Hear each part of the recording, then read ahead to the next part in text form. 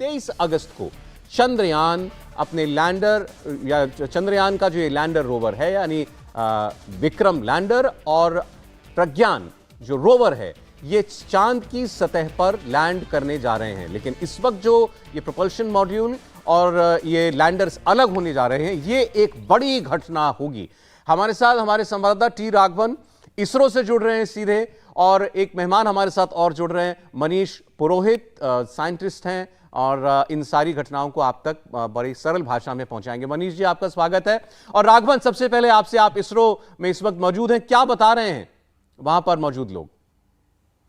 जी बिल्कुल, देखिए सौरभ, अब जो प्रक्रिया है सेपरेशन की वो शुरू हो चुकी है। कुछ सेकंड्स पहले हमें बताया गया कि जो सेपरेशन कमांड है वो यहाँ पर जो मिशन कंट्रोल कॉम्प्लेक्स है MOX इस ट्रैक का, वहाँ से वो कमांड भेज दिया गया है। ज़्यादा देर नहीं लगेगी इस कंफर्मेशन को आने में कि सेपरेशन जो है वो कंप्लीट हो गया है, लेकिन ये बहुत ही जटिल प्रक्रिया है। जैसा आपने बताया, प्रोपल्शन मॉड्यूल और लैंडर जो है वो एक दूसरे से जुड़े हुए थे। अब जब ये सेपरेशन कमांड दे दिया गया तो एक स्पाइरो जो सिस्टम होता है उसके जरिए ये एक बोल्ट लगा होता है। आप इसको ऐसे समझे, अगर हम सरल भाषा में समझाएं तो 2 बोल्ट से लैंडर विक्रम और जो ये प्रोपल्शन मॉड्यूल है वो जुड़ा हुआ होता है। स्पाइरो से एक स्पार्क वहां पर होता है और एक ब्लास्ट छोटा सा होता है, जिससे ये दोनों बोल्ट कट जाते हैं। और चूंकि लैंडर विक्रम और जो प्रोपल्शन मॉड्यूल है उसके बीच में स्प्रिंग लगी होती है, जैसे ही वो स्प्रिंग खुलती है तो एक उछाल मिलता है लैंडर विक्रम को, और वो उन दोनों से सेपरेट हो जाता है। और हो गए होंगे जब तक हम आपसे बात कर रहे हैं, क्योंकि कमांड दिया जा चुका है, जब तक हम बात कर रहे हैं तब तक ये प्रक्रिया हो गई होगी और कुछ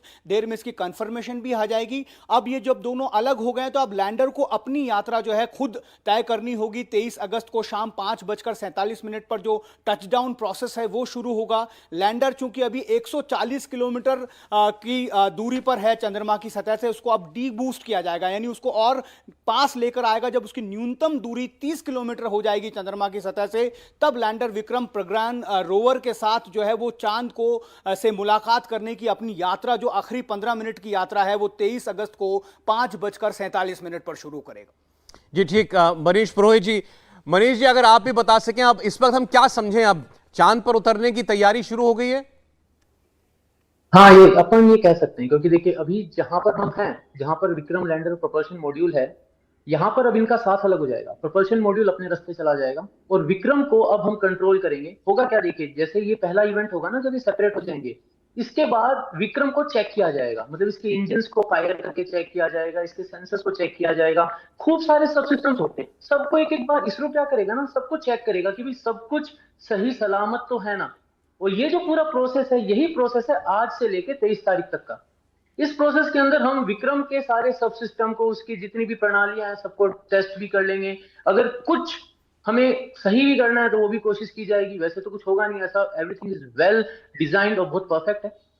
इसी प्रोसेस में धीरे धीरे ये जो ट्रेजेक्ट्री है, ये जो ऑर्बिट है, धीरे धीरे कम होता चला जाएगा और एक ऐसा पॉइंट आएगा जब हम 30 किलोमीटर बाय 100 किलोमीटर वाले सर्कल में आएंगे।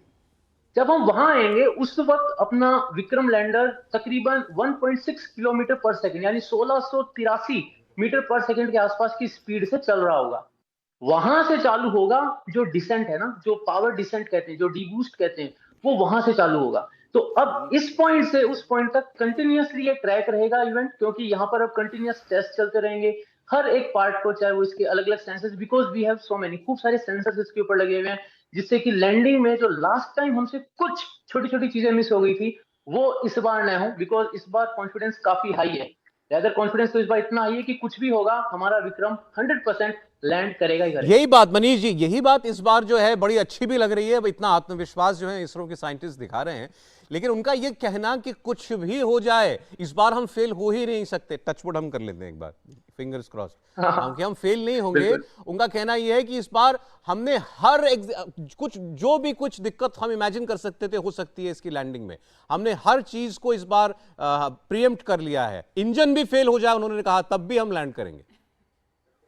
देखिए एक्चुअली क्या है ना कि इसरो की सबसे खास बात यह ना कि इसरो अपनी गलती जहां होती है ना उसको पहले एक्सेप्ट करता है और फिर उसको इंप्रूव करता है। वो है ना, इधर उधर घुमाते नहीं है। ये एक सबसे बड़ा और सबसे बड़ा डिफरेंशिएटिंग एक एस्पेक्ट है इसरो की अप्रोच का।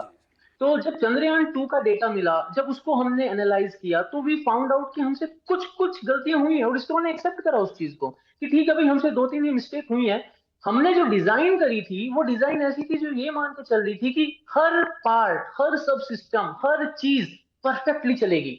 बट देन नेचर का तो रूल है ना कहीं थोड़ा बहुत डिस्टरबेंस, थोड़ा बहुत डेविएशन तो हो जाता है।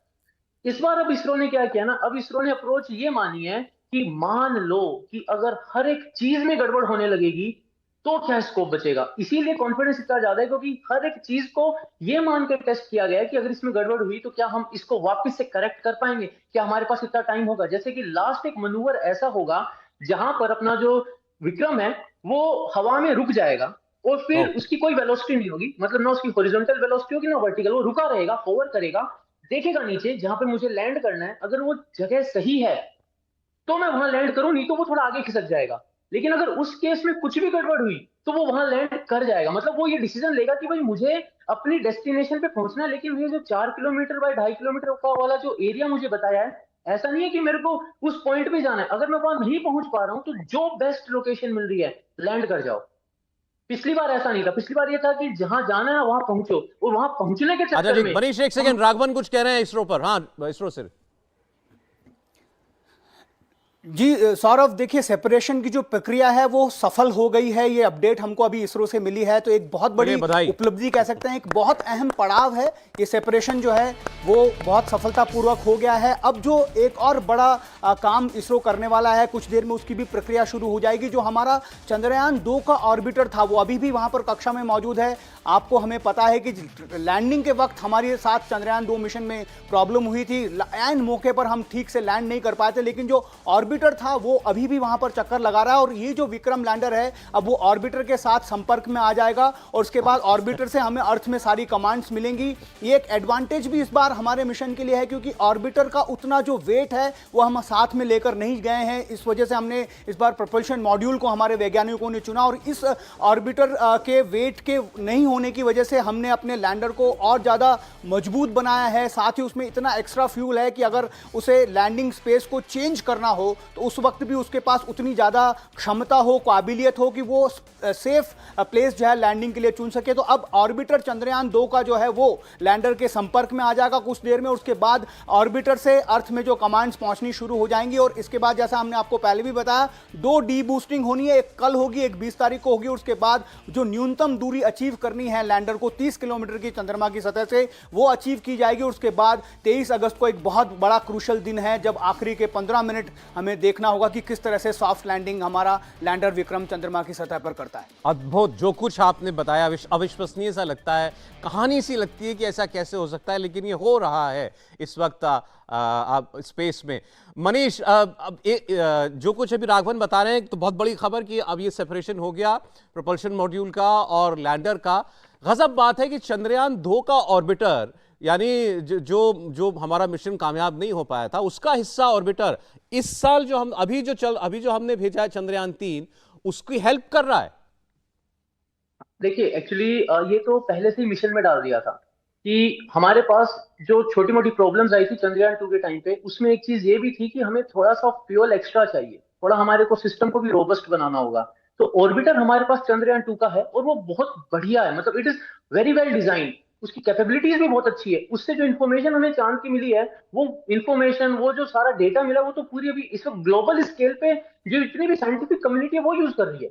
तो हमारे पास तो वो डेटा है। तो अगर मुझे एक नया सिस्टम बनाना है जिसका एक पार्ट ऑलरेडी वहां पे चांद के चारों तरफ घूम रहा है, तो मैं उसको वापस नहीं भेजूंगा।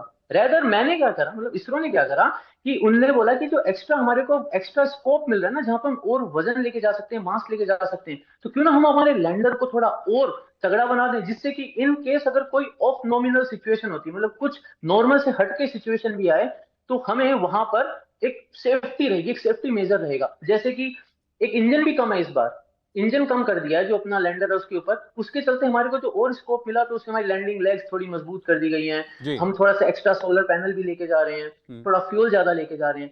तो लेकिन ये तैयारी एक पूरी है। मनीष, एक चीज और जिसने इस लैंडिंग को और दिलचस्प बना दिया है, ऐसा लग रहा है स्पेस में एक रेस भी चल रही है किसके बीच में? हमारे चंद्रयान 3 के बीच में, और रूस का भी ऐसा ही एक स्पेसक्राफ्ट जो है वो लैंड करने की कोशिश कर रहा है चांद की धरती पर। उसको बोल रहे हैं, कहते हैं लूना 25, लूना 25। कई बरसों के बाद चीन जो है ये इसको अटेम्प्ट कर रहा है, और उनकी कोशिश ये है कि चंद्रयान 3 से 1 या 2 दिन पहले वो अपना जो लैंडर है उसको चीन धरती पर उतार लें। तो ये कोई रेस है क्या?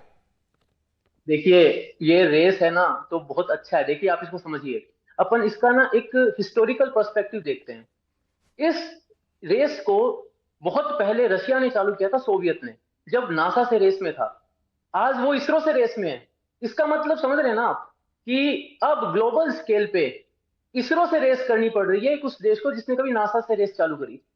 तो ये तो अगर रेस है तो बहुत अच्छा है कि कहीं ना कहीं अब रोस्कोसमोस और इसरो जो है वो उस पड़ाव पे हैं जहां पर अब ये देखा जा रहा है कि इसरो जो है हमें उससे पहले जाना है, हमें उससे पहले लैंड करना है। देखिए, लूना 25 का मतलब ये है कि ऑलरेडी 24 लूना मिशन वो लॉन्च कर चुके हैं, लेकिन वो सब 1976 से पहले के हैं जब सोवियत ने करे थे।